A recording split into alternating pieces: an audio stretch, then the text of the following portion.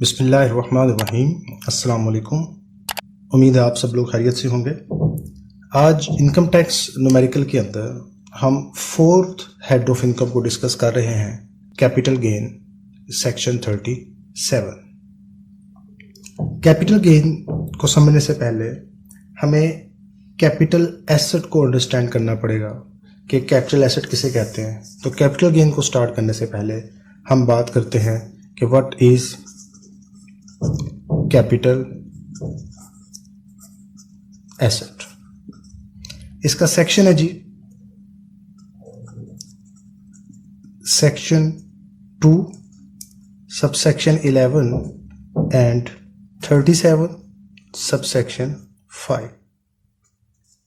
मैं आपको इसकी एग्जांपल्स बता देता हूं। कैपिटल एसेट किसे कहते हैं, बस इतना याद कर लें। कैपिटल एसेट्स को बेच के अगर आपको प्रॉफिट होगा तो वो कैपिटल गेन कहलाएगा, और कैपिटल एसेट्स को बेच के अगर आपको लॉस होता है तो वो कैपिटल लॉस होगा। अब कैपिटल एसेट कहते किसको है जी? इस सेक्शन के मुताबिक कैपिटल एसेट कहते हैं अगर आपने कहीं पे इन्वेस्टमेंट की हुई है तो वो इन्वेस्टमेंट आपकी कैपिटल एसेट है। मसलन आपने किसी कंपनी के शेयर्स में इन्वेस्टमेंट की, किसी कंपनी के मुदारबा सर्टिफिकेट्स आपने परचेज किए, ये आपके कैपिटल एसेट कहलाएंगे। आपने टर्म फाइनेंस सर्टिफिकेट TFCs में इन्वेस्टमेंट की, PTC में इन्वेस्टमेंट की, पार्टिसिपेशन टर्म सर्टिफिकेट वगैरह, ये इन्वेस्टमेंट आपकी कैपिटल एसेट कहलाती है। इसके अलावा अगर आपकी कोई क्रिएशन है, आपने कोई चीज़ क्रिएट की है, वो भी आपकी कैपिटल एसेट में आएगा। जैसे अगर आपने पेंटिंग बनाई है तो ये पेंटिंग आपके लिए कैपिटल एसेट है। अगर आपने कोई मुजस्मा बनाया है, स्कल्पचर, वो आपके लिए कैपिटल एसेट है। कोई ड्राइंग आपने क्रिएट की है या कोई भी एनी वर्क ऑफ आर्ट आपने किया है, ये सारा आपका कैपिटल एसेट कहलाएगा। इसके अलावा आपने कोई बुक बनाई, कोई रेयर मैन्युस्क्रिप्ट्स हैं, नायाब राइटिंग्स आपके पास मौजूद हैं, तो ये भी कैपिटल एसेट कहलाएंगे। कॉइन्स वगैरह आपके पास मौजूद हैं, पुराने एंटीक्स हैं आपके पास, या आपके पास कोई मेडल है, तो ये भी आपकी क्या है, कैपिटल एसेट। और इसके अलावा इनमूवेबल प्रॉपर्टी, जो लैंड है, जो ज़मीन है, ये भी आपके कैपिटल एसेट कहलाती है। तो ये शेयर्स वगैरह, मुदाबा सर्टिफिकेट्स, ये पब्लिक कंपनी के भी हो सकते हैं, प्राइवेट कंपनी के भी हो सकते हैं, लिस्टेड के भी हो सकते हैं और अनलिस्टेड के भी हो सकते हैं। अब ये मैंने आपको कैपिटल एसेट की example the. In capital assets को बेच के प्रॉफिट होगा तो कैपिटल गेन, नुकसान होगा तो कैपिटल लॉस। ओके जी, अब कैपिटल गेन के टैक्स ट्रीटमेंट की तरफ आ जाएं। कैपिटल गेन सेक्शन 37, इसके टैक्स ट्रीटमेंट को हमने 3 कैटेगरीज में डिवाइड किया हुआ है, नंबर 1, 2 एंड 3। इसमें जो 2 एंड 3 है, बल्कि इसको स्टार्ट से देखते हैं, नंबर 1 से। Gain on the sale of private या unlisted company shares.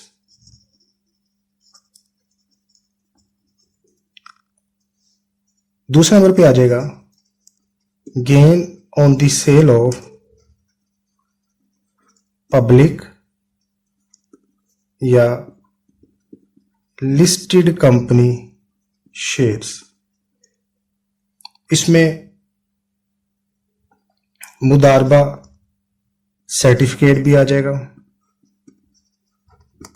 NIT national investment trust के यूनिट्स भी आ जाएंगे, वाउचर ऑफ PTCL और डेट सिक्योरिटीज, ये सारे सेकंड रूल्स में फॉल करेंगे कि इनको हम सेल करते हैं और सेल करके हमें गेन होता है, तो ये सेकंड कैटेगरी। और थर्ड कैटेगरी है gain on the sale of immovable property. अच्छा, अब आप देख रहे हैं मैंने इनको अलग से लिख दिया। अलग से इनको मैंने इसलिए लिखा कि ये वो कैपिटल गेन्स हैं जिनको हम सेक्शन 37 में यहाँ पे आउटर कॉलम में टैक्सेबल में नहीं लिखेंगे, बल्कि ये कैपिटल गेन्स फॉल करते हैं सेपरेट ब्लॉक ऑफ इनकम में। जैसे मैंने आपको इनकम फ्रॉम प्रॉपर्टी पढ़ाया कि ये वो इनकम है जिस पे अलग से टैक्स लगेगा, तो ये वो गेन है जिन पे हमने अलग से टैक्स लगाना है। इसके डिफरेंट टैक्स रेट्स हैं, इनके टाइम ऑफ इन्वेस्टमेंट पे डिपेंड करता है कि आपने 1 साल के बाद एसेट्स को बेचा, 2 साल के बाद बेचा, 3 साल के बाद बेचा, 4 साल के बाद बेचा। जितनी देर से बेचेंगे उतना ही टैक्स रेट इसका कम होगा। सेम प्रॉपर्टी का भी ऐसे है कि 1 साल के अंदर प्रॉपर्टी को बेचा, 2 साल के बाद बेचा, 3 साल के बाद बेचा। ये रूल्स बहुत फ्रीक्वेंटली ये रेट्स चेंज होते हैं हर साल। तो इंशाल्लाह हम इस पे भी एक वीडियो बनाएंगे कि सेपरेट ब्लॉक ऑफ इनकम के जो पॉइंट्स है कैपिटल गेन से रिलेटेड, उसमें कितने अरसे के लिए आपने प्रॉपर्टी या शेयर्स में इन्वेस्टमेंट की तो कितना कितना उस पर टैक्स लगेगा। लेकिन ये यहाँ पे आप लिखना चाहे तो लिख दें इनर कॉलम में, वरना आप इसको यहाँ पे छोड़ दें और जहाँ पे जाके हम प्रॉपर्टी का टैक्स लगाते हैं, हम जब टैक्स कैलकुलेट करते हैं तो उसके बाद हम प्रॉपर्टी का टैक्स उसमें ऐड करते हैं। तो जिस तरीके से प्रॉपर्टी का टैक्स ऐड किया जाता है, ये सेपरेट ब्लॉक ऑफ इनकम का ये वाला जितना भी टैक्स है ये भी वहीं पे जाके ऐड होगा। इसके अलावा कैपिटल गेन के जो प्राइवेट और अनलिस्टेड कंपनी के शेयर्स हैं, या इसके अलावा जो बाकी और एनी अदर कैपिटल एसेट, वो सारे इस कैटेगरी में फॉल करेंगे।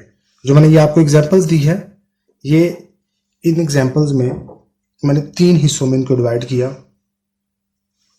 पब्लिक लिस्टेड कंपनी के शेयर्स ये सेपरेट ब्लॉक ऑफ इनकम में जाएंगे। एम ऑफ प्रॉपर्टी से होने वाला गेन ये भी सेपरेट ब्लॉक ऑफ इनकम में जाएगा। प्राइवेट अनलिस्टेड कंपनी और बाकी जितने कैपिटल एसेट बचे, painting, structure, drawing antique वगैरह, इन सब पे एक ही रूल अप्लाई होगा। तो अब देखते हैं कि इन पे रूल क्या अप्लाई होता है।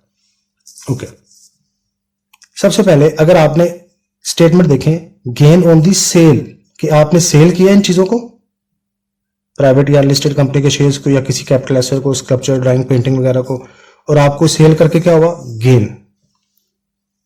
अच्छा, पहला पॉइंट है इसके अंदर, if it is disposed of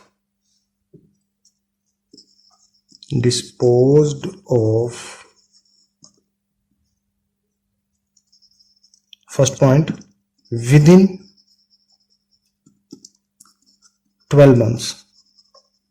क्या मतलब, आपने ये शेयर्स परचेज किए और 12 महीने के अंदर अंदर आपने इसको सेल कर दिया, तो आप क्या करेंगे, इसको टैक्सेबल कर देंगे।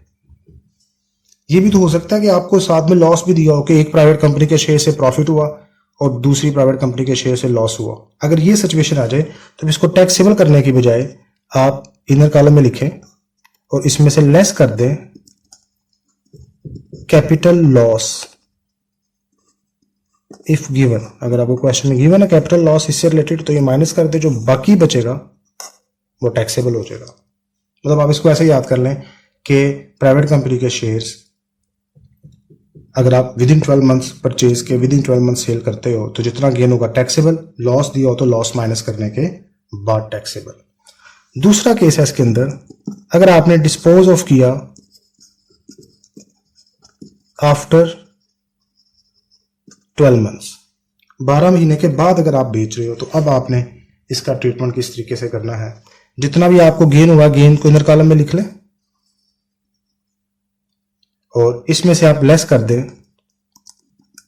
Exempt up to 25% of gain. मतलब लेट्स सपोज आपको 10,000 गेन हुआ, तो आप 10,000 को इनर कॉलम में लिखेंगे और इस 10,000 का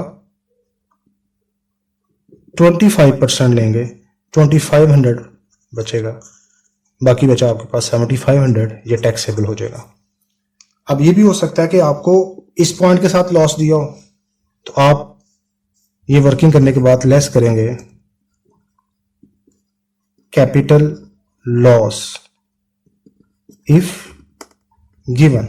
अगर सवाल में गिवन है तो अब इसको आप टैक्सेबल ना करें, इसको इधर कॉलम में लिखें और फर्ज करें 500 आपको लॉस दिया हुआ है, जो बाकी बचेगा वो टैक्सेबल हो जाएगा।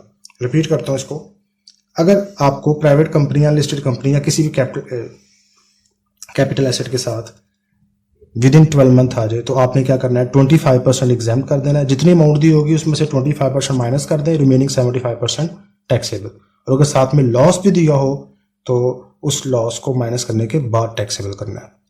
प्राइवेट कंपनी, अनलिस्टेड कंपनी या किसी भी कैपिटल एसेट के विद इन 12 मंथ आएगा तो टैक्सेबल, लॉस दिया हो तो लॉस माइनस करने के बाद टैक्सेबल। आफ्टर 12 मंथ आएगा 25% अमाउंट एग्जाम्प्ट हो जाएगी और 75% अमाउंट टैक्सेबल हो जाएगी। अगर लॉस दिया होगा तो जो टैक्सेबल अमाउंट है उसमें से लॉस की अमाउंट माइनस कर देंगे, जो बाकी बचेगा वो टैक्सेबल। आखिरी बात इसमें याद रखिएगा, लॉस अगर शेयर्स का लॉस है तो वो माइनस करेंगे। मतलब प्राइवेट कंपनी या अनलिस्टेड कंपनी के शेयर्स का लॉस है तो वो माइनस करेंगे। अगर लॉस का ताल्लुक किसी और कैपिटल एसेट के साथ है, स्कल्पचर, ड्राइंग, पेंटिंग, एंटीक के साथ, तो वो लॉस की नो एडजस्टमेंट है।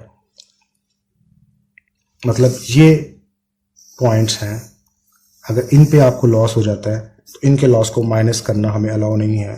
इनके लॉस पे आपको एडजस्टमेंट नहीं मिलती, इनका लॉस बाय लॉ एडजस्ट नहीं होता। तो कैपिटल गेन के 3 पार्ट्स हैं। कैपिटल गेन है क्या? कैपिटल एसेट को बेच के जो प्रॉफिट होगा वो कैपिटल गेन। इसके 3 पार्ट्स हैं, प्राइवेट, अनलिस्टेड कंपनी और बाकी तमाम कैपिटल एसेट। इसको आप कैपिटल गेन के हेड में ही ट्रीट करोगे नॉर्मल टैक्स के सिस्टम की तरह। लेकिन जो बाकी हैं, gain on the public listed company shares, मुदारबा certificate, NAT units, voucher of PTCL, debt securities, ये सेपरेट ब्लॉक ऑफ इनकम में जाएगा। इस पे अलग से टैक्स लगेगा, बिल्कुल उसी तरह जैसे हम प्रॉपर्टी पे अलग से टैक्स लगाते हैं। इसके टैक्स रेट डिफरेंट है, वो हम जरूर किसी वीडियो में डिस्कस करेंगे। और इसी तरीके से gain on the sale of इनमूव प्रॉपर्टी, अगर आपने प्रॉपर्टी को सेल किया और आपको गेन हुआ, इसको भी आपने अलग से टैक्स लगाना है। तो ये भी कहाँ पे जाएगा? सेपरेट ब्लॉक ऑफ इनकम में। इसको भी हम इंशाल्लाह आगे जाकर किसी वीडियो में डिस्कस करेंगे। उम्मीद है आपको समझ आ चुकी होगी।